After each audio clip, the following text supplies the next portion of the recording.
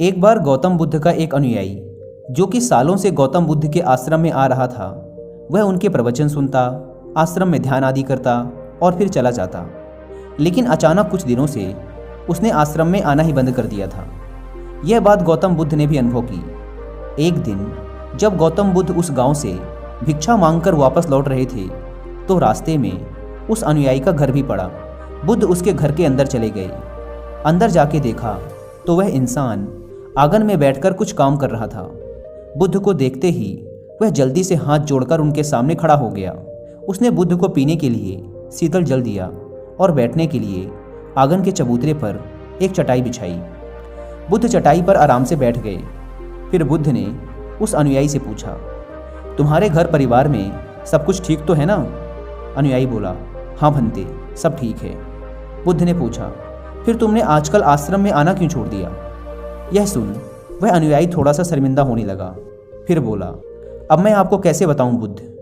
गौतम बुद्ध ने कहा, तुम निसंकोच कह सकते हो। अनुयायी ने कहा, मेरे वस्त्र बहुत ही पुराने हो चुके हैं, वे कई जगह से फट गए हैं, उनमें छेद निकल आए हैं, अब वो बिल्कुल भी पहनने लायक रहे ही नहीं। बुद्ध ने अनुयायी के वस्त्र देखे, वे सच में बहुत ही बुरी हालत में थे, जगह जगह से घिस चुके थे, कई सारे छेद थे उनमें। इसके बाद बुद्ध उठ खड़े हुए और मुस्कुराते हुए अनुयायी के कंधे पर हाथ रखकर बोले, चिंता मत करो, सब ठीक हो जाएगा।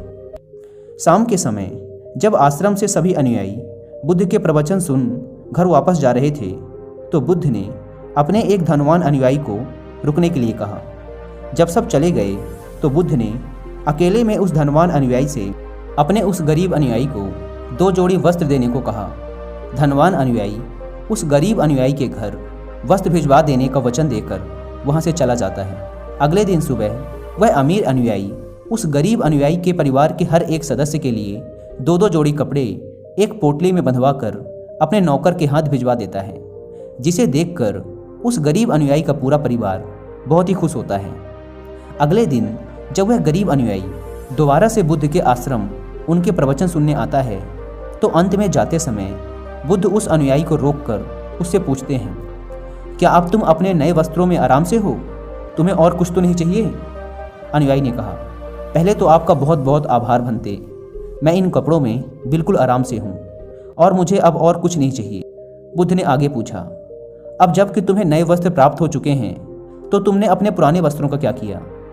अनुयायी ने कहा, हमारा परिवार अब से उन्हें बिस्तर में बिछाने और ओढ़ने के काम मिलेगा, अब हम उन्हें ओढ़नी की तरह उपयोग में लेंगे। बुद्ध ने कहा, फिर तुमने अपनी पुरानी ओढ़नी का क्या किया? अनुयायी ने कहा, बुद्ध, मैंने उसे अपने घर की खिड़कियों में पर्दे की तरह लगा दिया है। बुद्ध ने कहा, तो क्या तुमने अपने पुराने पर्दे फेंक दिए? अनुयायी बोला, नहीं भंते, अब मैं उन पर्दों के छोटे छोटे टुकड़े करके उनका उपयोग रसोई में गर्म बर्तनों को उतारने और पकड़ने के लिए कर रहा हूँ। बुद्ध ने पूछा, तो फिर तुमने रसोई के पुराने कपड़ों का क्या किया? अनुयायी ने कहा, अब मैं उनका उपयोग घर में पोछा लगाने के लिए करूँगा। बुद्ध ने कहा, तो फिर तुम्हारे पुराने पोछे का क्या हुआ? अनुयायी ने कहा, बुद्ध, वो पुराना पोछा इतना तार तार हो चुका था कि अब उसका कुछ भी नहीं किया जा सकता था, इसलिए मैंने उस पोछे से एक एक धागा अलग करके दिए के लिए बातियाँ बना ली। उन्हीं में से कुछ बातियाँ मैंने आश्रम में दान कर दी हैं, जो अब आज रात से आपके कक्ष में प्रकाशित होंगी। यह सुन बुद्ध अनुयायी से संतुष्ट हो गए। वे इस बात से बहुत खुश थे कि उनका शिष्य वस्तुओं को बर्बाद नहीं करता, बल्कि उनका सही से उपयोग करना जानता है। गौतम बुद्ध हमेशा अपने शिष्यों को बहुत ही कम चीज़ों के साथ जीवन निर्वाह करने की शिक्षा देते थे। साथ ही उनका ये भी मानना था कि यदि हमारे पास कुछ भी हमारी ज़रूरत से अधिक है तो हमें उसे दूसरे ज़रूरतमंद लोगों को दे देना चाहिए। काश हमारी आज की जनरेशन भी बुद्ध का ये संदेश समझ पाए। आज लगभग हर इंसान अपनी ज़रूरत से अधिक चीज़ें खरीद रहा है, केवल लोगों की देखा देखी में और दूसरों को शो ऑफ करने के चक्कर में। आजकल पुरानी चीज़ों को रीयूज़ करना तो दूर की बात है, हम लाई हुई नई चीज़ों को ही पूरी तरीके से यूज नहीं कर पाते। इसका एक कारण ये भी है कि आज की इस मॉडर्न दुनिया में हर रोज़ नई चीज़ें इन्वेंट हो रही हैं, जिससे बहुत ही जल्द चीज़ों का फैशन ख़त्म हो जाता है और दूसरी नई प्रकार की वस्तु चलन में आ जाती है। आजकल जब हम कोई फ़ोन या इलेक्ट्रॉनिक प्रोडक्ट लेते हैं तो उनमें कितने तरह के फंक्शन की जांच करते हैं, लेकिन एक सर्वे के अनुसार एक इंसान अपने फ़ोन के 60% फीचर्स कभी यूज ही नहीं करता या फिर बहुत ही कम बार उसे यूज़ करता है। यानी कि अगर वो फीचर्स ना भी होते तब भी उस इंसान का काम रुकने वाला नहीं था। पर ये तो है मानव निर्मित चीज़ों की बात, लेकिन समझदारी से यूज़ करने की सबसे ज़्यादा ज़रूरत हमारे प्राकृतिक संसाधनों जैसे पेट्रोलियम, नेचुरल गैस और कुछ बहुत ही महत्वपूर्ण चीज़ें जैसे पानी और बिजली को है।